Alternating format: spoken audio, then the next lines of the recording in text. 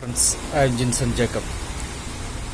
ആചാര്യ വിനോദസ്വാമിക്ക് കൊടുത്ത വാക്കുപ്രകാരം യേശുക്രിസ്തു പ്രവർത്തിച്ച 32 നല്ല കാര്യങ്ങളെക്കുറിച്ചുള്ള ഒരു സീരിയലായിട്ട് തുടർന്നു കൊണ്ടുവരികയാണ്.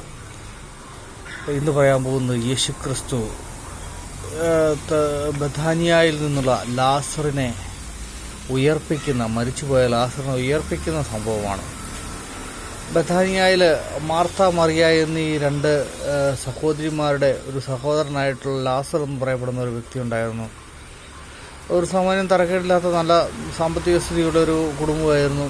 യേശുക്രിസ്തു യെരുശലേമിൽ ചെല്ലുന്ന സമയങ്ങളിലൊക്കെ ഇവരുടെ ഭവനത്തിലൊക്കെ പലപ്പോഴും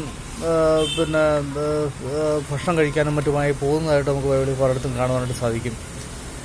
അങ്ങനെ ഒരു സുപ്രഭാതത്തിൽ മാർത്ത യേശുക്രിസ്തുവിന് ആളയക്കുകയാണ്. എൻ്റെ സഹോദരനായ ലാസർ രോഗബാധിതനായി കിടക്കുകയാണ്, നീ എത്രയും വേഗം വന്നിട്ട് അവനെ സൗഖ്യമാക്കണമെന്ന് പറയുകയാണ്.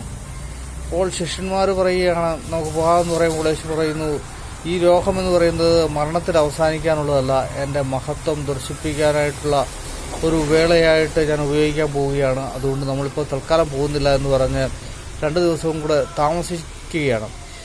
ഈ സമയത്തിനുള്ളിൽ ലാസർ മരിച്ചു പോവുകയാണ്. അതിനുശേഷം യേശുക്രിസ്തു പറയുന്നു, ശരി, നമുക്കിനി യൂദയായിലേക്ക് യെരുശലേമിലേക്ക് പോകാമെന്ന് പറയുകയാണ്. അങ്ങനെ അവർ പോയി അവിടെ ചെന്നു. ലാസറിൻ്റെ അടുത്ത് ചെല്ലുമ്പോഴേക്കും മാർത്ത ദൂരെ നിന്ന് ഓടി വരുന്നു. പൊട്ടിക്കരഞ്ഞുകൊണ്ട് പറയുകയാണ്, ഗുരുവേ, നീ ഇവിടെ ഉണ്ടായിരുന്നെങ്കിൽ അവൻ മരിക്കുകയില്ലായിരുന്നു എന്ന് പറയുകയാണ്.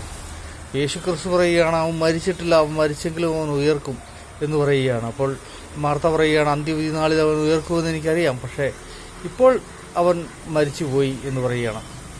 അപ്പോൾ ഉടനെ യേശു പറയുന്നു, വരൂ, നമുക്ക് അവൻ്റെ കല്ലറയിലേക്ക് പോകാമെന്ന് പറയുന്നു. അപ്പോൾ പറയുന്നു, 4 ദിവസമായി കല്ലറ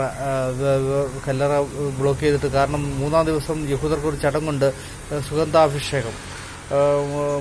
മരിച്ച 3-ാം ദിവസം കല്ലറയുടെ അടപ്പ് മാറ്റി സുഗന്ധതൈലങ്ങൾ പൂശുന്ന ഒരു ചടങ്ങ് യഹൂദർക്കന്നുണ്ടായിരുന്നു.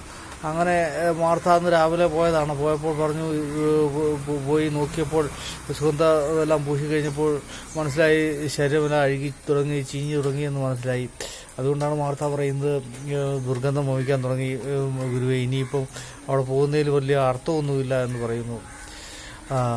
അപ്പം ഏതായാലും യേശു പറയുകയാണ്, ശരി, നമുക്ക് പോകാമെന്ന് പറഞ്ഞിട്ട് അവിടെ പോയി കല്ലുരുട്ടി മാറ്റാൻ പറയുന്നു. ആ കല്ലുരുട്ടി മാറ്റി കഴിയുമ്പോൾ യേശു അവനോട് പറയുകയാണ്, ലാസറേ പുറത്തു വരിക എന്ന് പറയുന്നു. അപ്പോൾ ലാസറേ പുറത്തു വരിക എന്ന് പറയുന്ന ഒരൊറ്റ വാക്ക് കേട്ടപ്പോൾ അഴുകി തുടങ്ങി ആ മൃതശരീരത്തിൽ നിന്ന് ജീവൻ വെച്ചിട്ട് അവൻ പുറത്തു വരുന്നു.